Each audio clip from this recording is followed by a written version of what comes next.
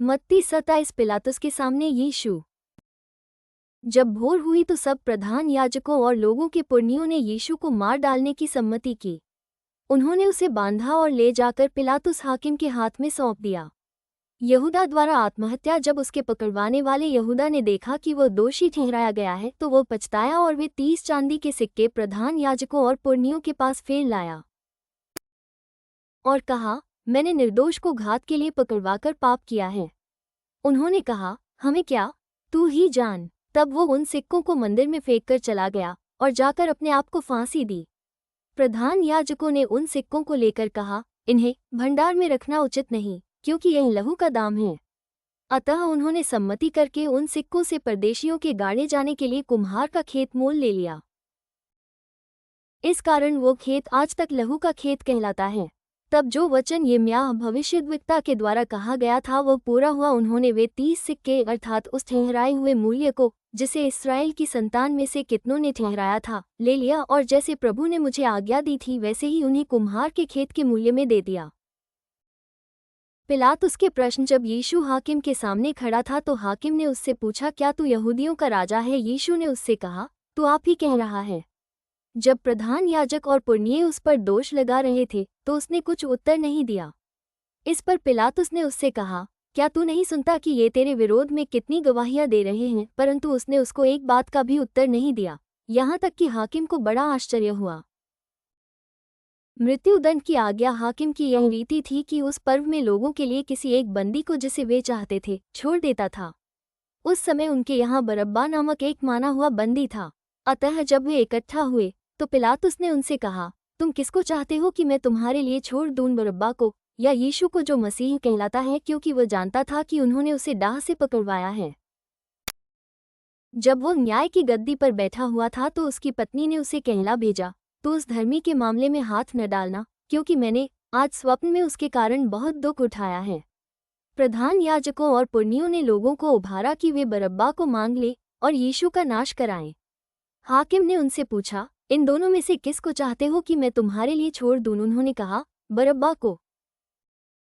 पिलातुस ने उनसे पूछा, फिर यीशु को, जो मसीह कहलाता है, क्या करूं? सब ने उससे कहा, वह क्रूस पर चढ़ाया जाए। हाकिम ने कहा, क्यों, उसने क्या बुराई की है? परंतु वे और भी चिल्ला चिल्लाकर कहने लगे, वह क्रूस पर चढ़ाया जाए।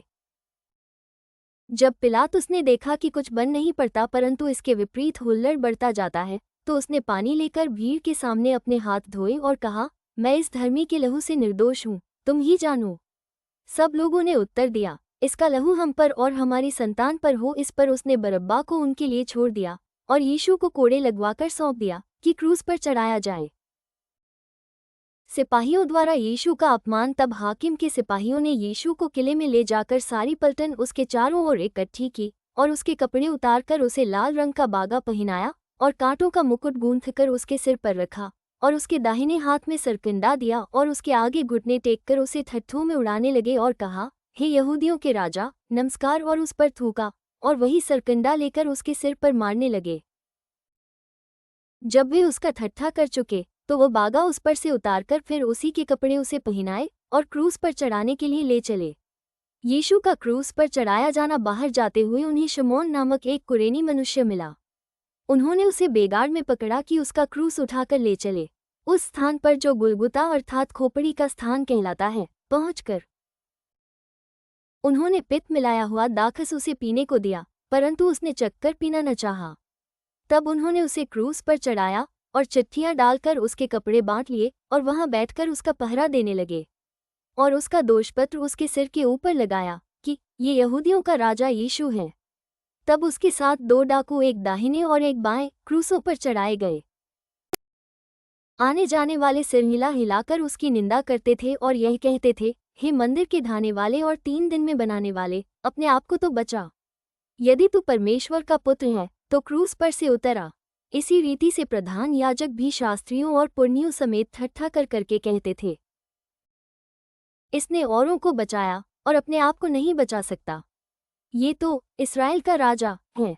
अब क्रूस पर से उतर आए तो हम उस पर विश्वास करें। उसने परमेश्वर पर भरोसा रखा है।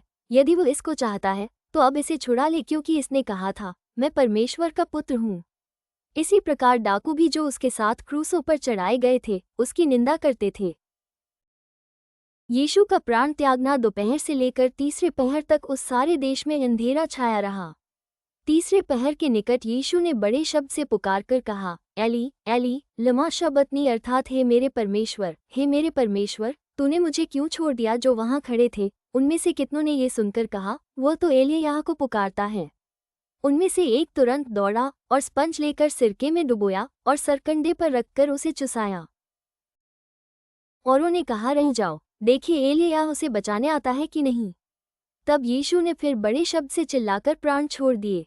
और देखो, मंदिर का पर्दा ऊपर से नीचे तक फटकर 2 टुकड़े हो गया और धरती डोल गई और चट्टानें तड़क गईं और कब्रें खुल गईं और सोए हुए पवित्र लोगों के बहुत से शव जी उठे। और उसके जी उठने के बाद वे कब्रों में से निकलकर पवित्र नगर में गए और बहुतों को दिखाई दिए। तब सूबेदार और जो उसके साथ यीशु का पहरा दे रहे थे भूकंप और जो कुछ हुआ था उसे देखकर अत्यंत डर गए और कहा, सचमुच ये परमेश्वर का पुत्र था। वहां बहुत सी स्त्रियां जो गलील से यीशु की सेवा करती हुई उसके साथ आई थीं, दूर से ये देख रही थीं। उनमें मरियम मगदलीनी और याकूब और योसेस की माता मरियम और जब्दी के पुत्रों की माता थी। यीशु का गाड़ा जाना। जब सांझ हुई तो यूसुफ नामक अरिमतिया का एक धनी मनुष्य, जो आप ही यीशु का चेला था, आया। उसने पिलातुस के पास जाकर यीशु का शव मांगा। इस पर पिलातुस ने दे देने की आज्ञा दी। यूसुफ ने शव लिया, उसे उज्ज्वल चादर में लपेटा और उसे अपनी नई कब्र में रखा जो उसने चट्टान में खुदवाई थी, और कब्र के द्वार पर बड़ा पत्थर लुढ़का कर चला गया। मरियम मगदलीनी और दूसरी मरियम वहां कब्र के सामने बैठी थीं। कब्र पर पहरा दूसरे दिन, जो तैयारी के दिन के बाद का दिन था, प्रधान याजकों और फरीसियों ने पिलातुस के पास इकट्ठे होकर कहा, हे महाराज, हमें स्मरण है कि उस भरमाने वाले ने जब वह जीवित था कहा था, मैं 3 दिन के बाद जी उठूंगा। अतः आज्ञा दे कि तीसरे दिन तक कब्र की रखवाली की जाए, ऐसा न हो कि उसके चेले आकर उसे चुरा ले जाएं और लोगों से कहने लगे, वह मरे हुओं में से जी उठा है। तब पिछला धोखा पहले से भी बुरा होगा। पिलातुस ने उनसे कहा, तुम्हारे पास पहरुए तो हैं, जाओ, अपनी समझ के अनुसार रखवाली करो। अतः वे पहरुओं को साथ लेकर गए और पत्थर पर मोहर लगाकर कब्र की रखवाली की। आमीन।